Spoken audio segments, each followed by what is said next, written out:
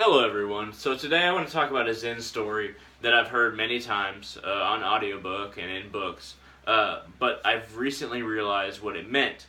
This Zen Buddhist story is very old, and it goes back hundreds of years.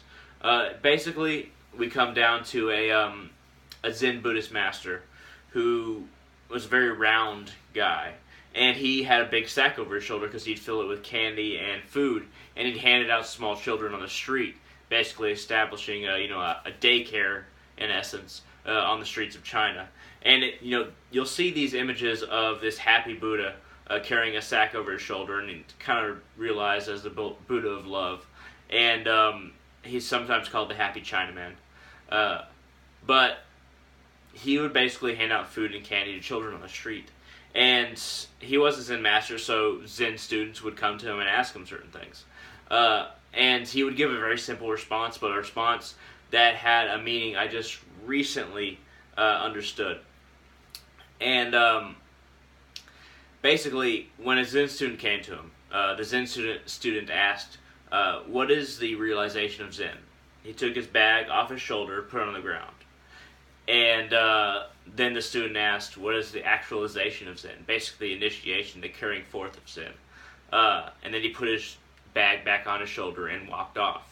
And, this might seem like a very hard thing to understand, very hard to decipher, especially since many Zen teachings are meant to evoke a feeling instead of a conclusion that they give to you. It's more of a feeling, a realization. And that's why Zen practices, Zen stories, Zen Buddhism is so strange, because it's meant to evoke realization to you. It's not meant to give you the conclusion that they want you to believe. So when I heard this story again today on audiobook, and I've heard it many times before, I realized that when that student was asking him, what is the realization of Zen, he puts the bag down. Basically, that means that the emptiness of mind, all your baggage is put down. You're empty. You're free. You're able to go forward without all that activity being absent in your brain. You don't have to have all of the thoughts that you had before. You don't have to have all the attachments you had before, and you're able to put those things down.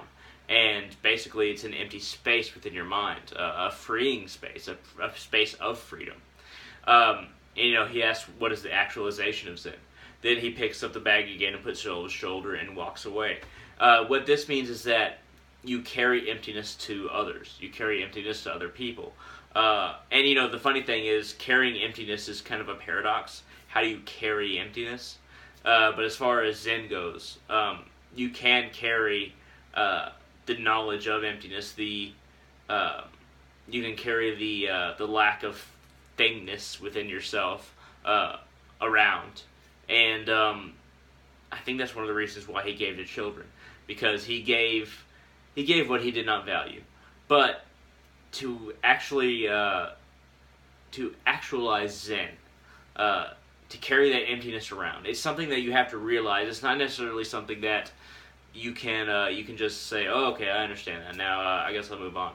No, you have to really understand that to realize Zen is to be empty, to have a mind that is not fettered by conceptions, not fettered by what other people want us to believe, and not clouded by emotions. That's what the emptiness of the brain is.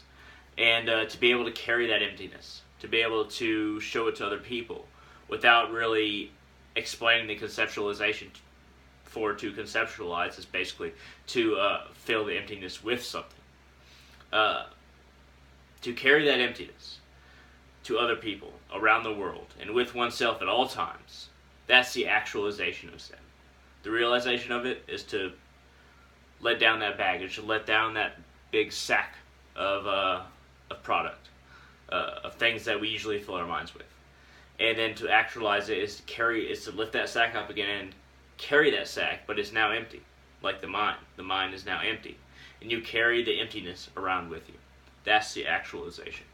And I just wanted to share a little bit of what I realized today about this one Zen story. It's a very simple story, but it's very hard to understand for somebody who, even myself, for a long time, for years, didn't really understand.